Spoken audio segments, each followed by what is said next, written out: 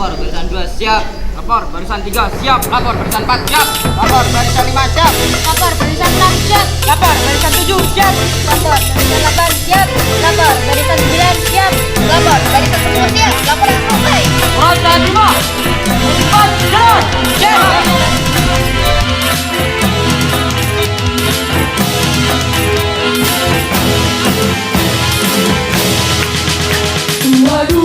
Oktober 45 resolusi jihad panggilan jiwa, santri dan ulama tetap setia berkorban pertahankan Indonesia. Saat ini kita telah merdeka, mari teruskan perjuangan ulama, berperan aktif dengan dasar Pancasila.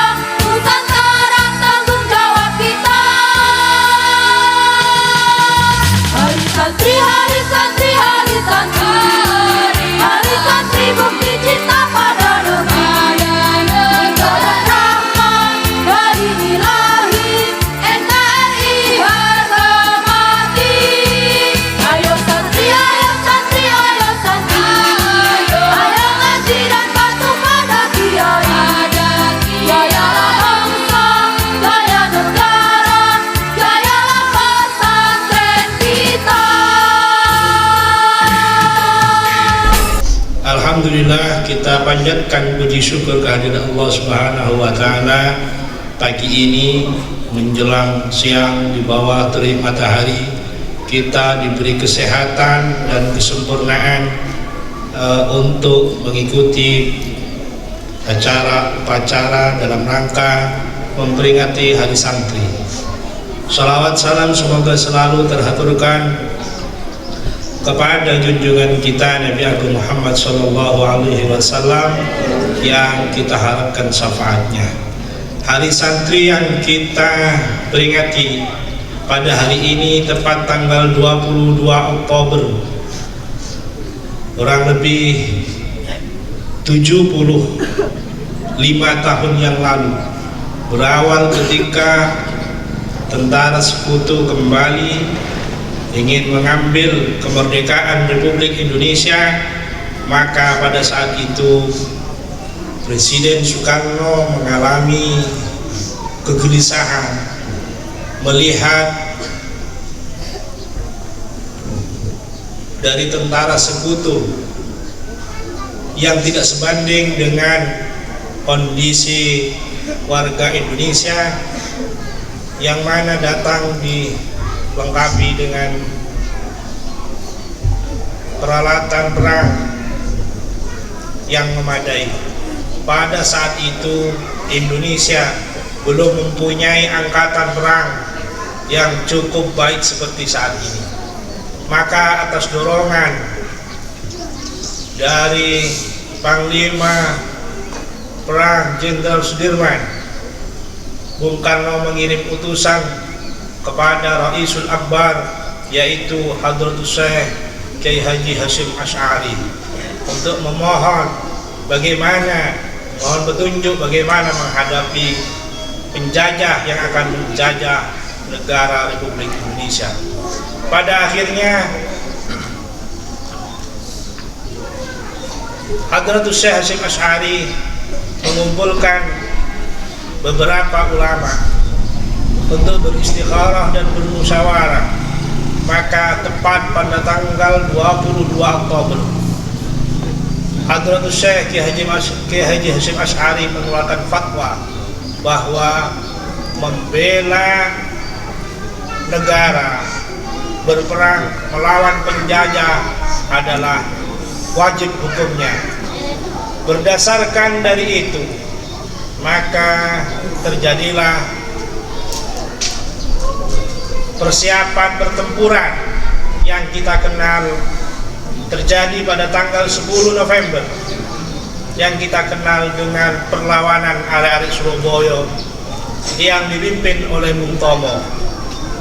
Bung Tomo tidak lain adalah dari kalangan santri, karena berdasarkan fatwa dari Hasyim Asy'ari, Hubbul Waton Minal Iman, maka Bung Tomo menggerakkan semua arek-arek Surabaya yang mana sebetulnya itu berdasarkan dari santri dari segala arah penjuru, ada dari Banyuwangi, Madura, dan seterusnya.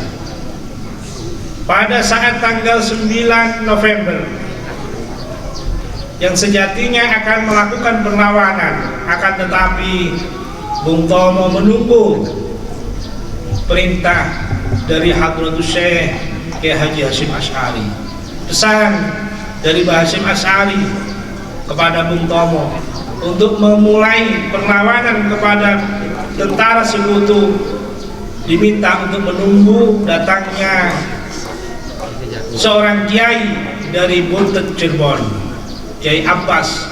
Maka pada saat itu setelah Kiai Abbas datang, Bung Tomo menyiapkan perlawanan. Tepat terjadilah pada tanggal 10 November pecah peperangan perlawanan yang dikenal dengan perlawanan arek-arek Surabaya. Itu semua diisi oleh para tentara santri yang berasal dari dari semua kabupaten yang ada di Jawa Timur pada khususnya. Dari itu, dengan peringatan Hari Santri, kita harus mengambil, memahami dan menyadari bahwa santri kemerdekaan Republik Indonesia yang ada pada saat ini tidak lain tidak bukan adalah perjuangan warisan dari para santri terdahulu kita. Oleh karena itu, kita sebagai santri mempunyai kewajiban, tanggung jawab untuk menjaga dan mempertahankan kemerdekaan, keutuhan negara Republik Indonesia.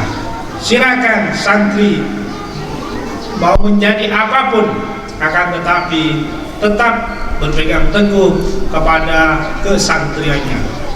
Mau jadi polisi, mau jadi TNI, jadi kepala desa, silakan. Bahkan santri harus berada di semua ini, baik itu pemerintahan ataupun non pemerintahan, demi meneruskan perjuangan para syuhada, para pendahulu kita. Kemerdekaan tidak diperoleh begitu saja.